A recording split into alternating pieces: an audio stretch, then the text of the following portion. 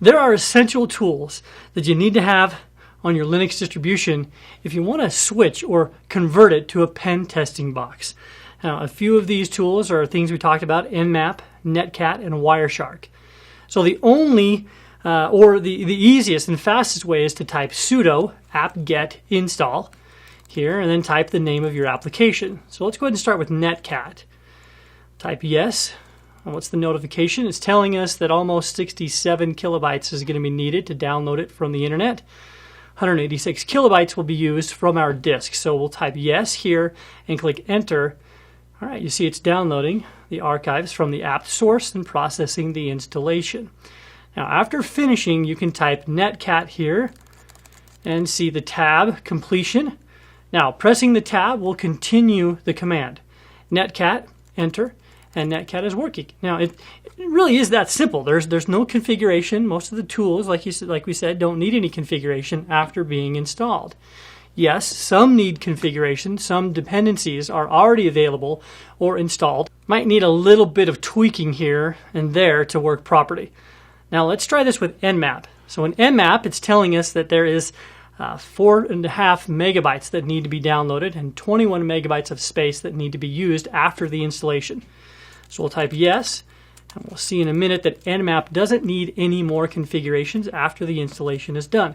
Now, my recommendation for you is that when you're installing a new application, that you go ahead and read up on its requirements, especially on Linux, because in Linux you can proceed with the installation, but you might be surprised later on that the application is not quite working correctly. And that's because some of the requirements or dependencies might not be available or installed on your system. Let me give you an example. We see here that Nmap is installed already and it's working.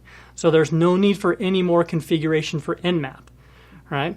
You can do the same thing for Wireshark. Again, it's prompting us to accept, to continue, but we aren't going to continue at this point. One more important thing.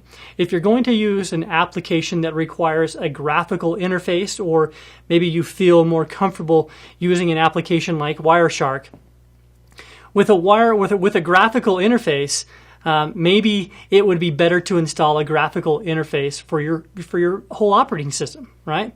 Now remember that Ubuntu is only one distribution and depends on your installation.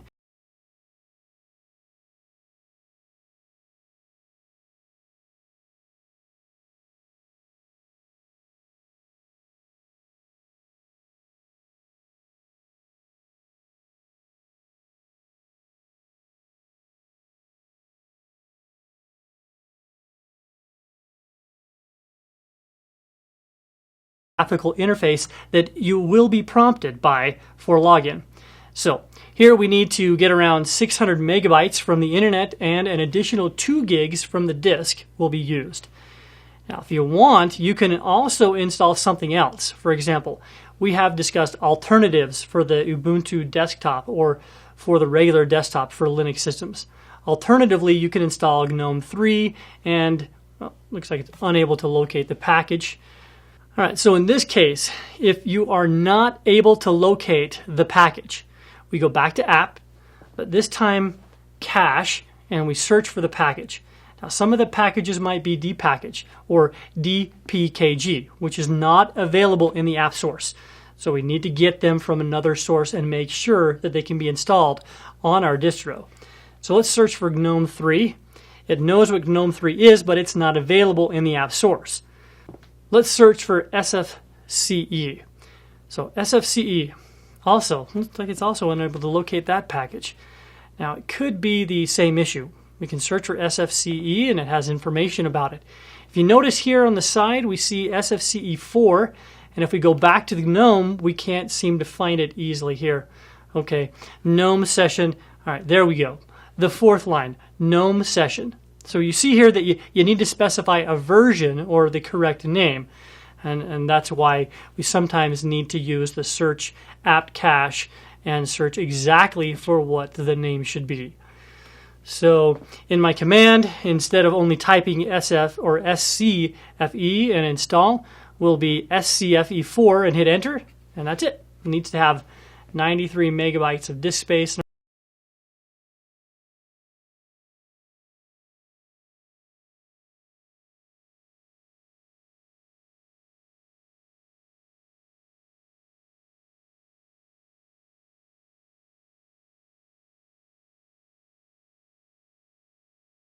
are not lucky again, then check the package.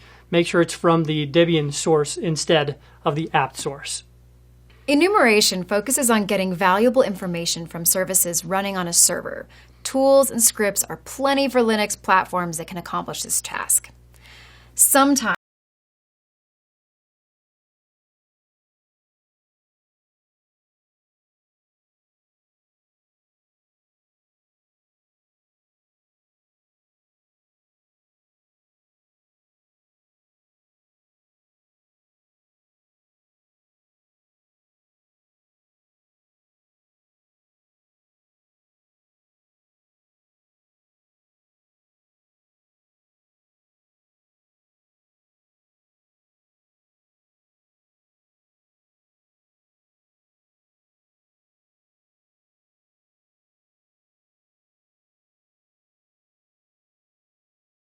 vulnerability. But before you move to your collection of exploits, you'll need to scan the target and discover its weaknesses, its vulnerabilities, and its backdoors, etc. Then, with the help of an exploitation framework, like Metasploit or Core Impact, then you can try to exploit your findings. Usually, penetration testing stops here, when you successfully exploit and get control of a system. Sometimes it might be requested that you go further than that and try to install a Trojan or other type of malware. Hackers usually do this to make sure that they will have control over your system even after they end the session. Now, once you're in the system, you can try different types of attacks, including stealing passwords and installing spyware and keyloggers. Right. So before you end the session with your victim, you want to make sure that there is no evidence left that can be used to trace back to you. Windows systems use events that you can clear using different tools.